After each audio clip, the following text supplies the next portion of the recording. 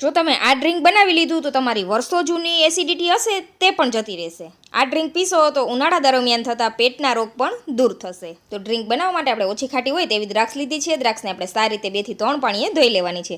પછી તેને પેનમાં આ રીતે શેકવાની છે. સાથે સ્વાદ અનુસાર નમક ઉમેરી દઈશું. દ્રાક્ષ આ રીતની પીળી થાય ત્યાં સુધી આપણે શેકવાની છે.